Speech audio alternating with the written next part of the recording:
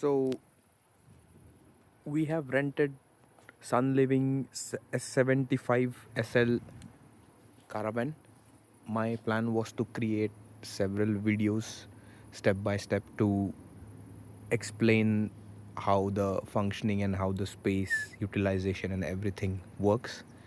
But unfortunately, I've got cough and cold and a bit of fever, so I am kind of forced to keep the videos short and I might miss out on many details. But I hope I would be able to provide at least some information that might be valuable for the users. The first and foremost is that this is a budget or a really small caravan or husbil, like it's called in Sweden. It fits its specifications fit the standard B license that is offered in Sweden, the B driving license or the personbil driving license, where you are allowed to drive a vehicle which weighs up to maximum 3.5 tons, and this one is 3.5 tons. It is around 7.43 meters long. It is 2. I believe 3 or 2.2 meters wide and almost 3 meters in height. So it's, especially since I drive a station wagon, for me this was a sudden upgrade in the height, and the center of gravity also shifts a bit, so you have to be a bit careful on the turns, especially if you are used to a station wagon where you can clear the sharp turns at a pretty high speed. So that is one tip for the ones who are going to drive it for the first time. The best part about this is the windshield. So when I'm driving it, it gives the feel of like you are driving a minibus or something, or those who have traveled sitting besides a bus driver or a minibus driver, those can really understand and appreciate the feeling. So these are the exteriors.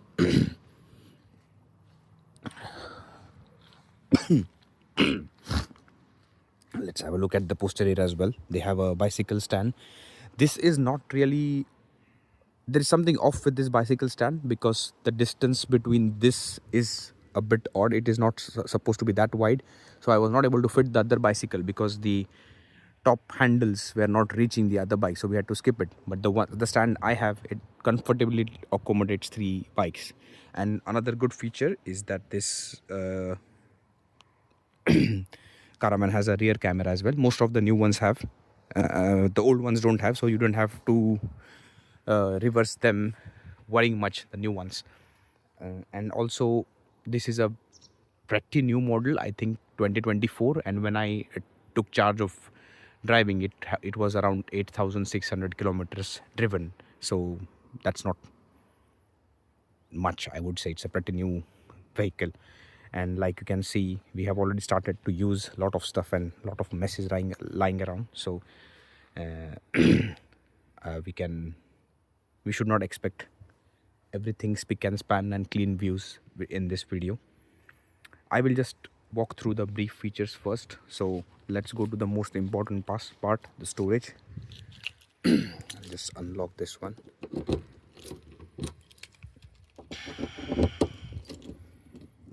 This has a pretty huge storage, and then I have to use both the hands. I'll pause the video for a moment. Now you can see this is a huge storage. There is also a lot of height, almost 4 feet here, and then it has a lot of width as well. The only thing is that when we got the first brief introduction from the company from whom we have rented, they insisted on this part, max last 150 kg. That is because the real axle should not be overloaded. That's the main reason for that. And also, even if they are considerate about it, let's say you can practically load 200 kgs here easily. I mean, my own stuff is we roughly calculated it is around 125 or 130 kgs. But the thing is, your rear axle will be loaded, and then this is not having 4 wheels. If you can see, it's only on 2 wheels since it's a B license basic caravan. So you don't really wish to overload the axle, and also your license capacity will gradually get exceeded if you're already driving a 3.5 ton vehicle, and then if you fill 250 kgs, it will be increasing a bit more. So that is not something you should do. So that is about the luggage space. This is a important thing which I'll explain soon. This rod here, you just or maybe I can take it right now.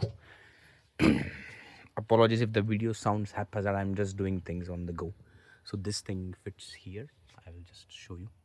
It's a simple bar that goes here, and then you turn this to open or close this marquee or canopy or whatever you call it.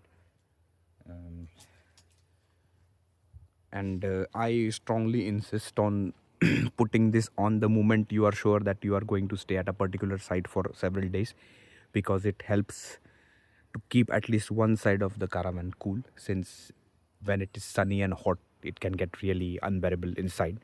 We did not face that issue because the weather is pretty nice, but just in case. And then you can put all your tables and stuff inside so that your interiors are not getting dusty and crowded. So this is also a foldable table, so it's a good investment, I would suggest.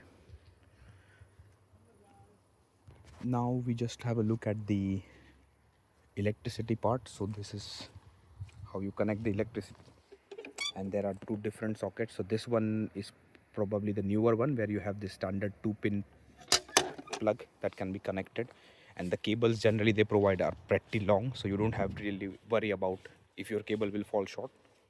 They have long length, and then there is a clear mark indicating electricity here. So this goes here. So that is the electricity part. What next can we show? Okay, now let's look at the unpleasant part. I will try to be less unpleasant. Now if I I'm now trying to open this compartment, and I'm on the other side. So this is where this is the water symbol.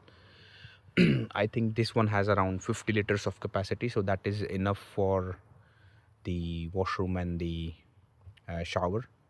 Even though we have not taken showers indoor, we have used the washroom because we don't really wish to be in that small crumpled space while taking the shower. So but it's usable. It's not that it is going to be a discomfort thing. This has also a key, and the thing is, you normally don't have pipes on the caravan sites, so you will not find long pipes where you can fill the water using that. So what generally they provide is that kind of a small can. You can fill that. I think that has around 10 liters or something, the capacity. So you have to fill it 5 times, and then ensure that you have enough water. So far we have filled it only once, and that has been enough for us. Now I'm going to okay, this is the casket. I will perhaps create a separate video if I get some time, or if I feel well enough. This is where your toilet or the commode thing lands up. So this is a really small casket, and they don't really advise you to use it more than one day in a row. So let's say you start using it in the morning for 3 or 4 people, then it's good to empty it by the afternoon or the evening at some camping site. So we are going to do that tomorrow. So I'm just close this one. I've now opened this other side. We are on the other side of the caravan, where I had just shown the electricity some minutes ago. This is where your gasol or the gasoline is, which provides you gas, or a flamed gas like we have in India and other places. Sweden households mostly have the induction, but some places there are gas gas kitchens as well, and this one is pretty large. They have asked us not to refill it. If it empties, then you just replace it, and then they can refund you some money, but we have not yet felt the need.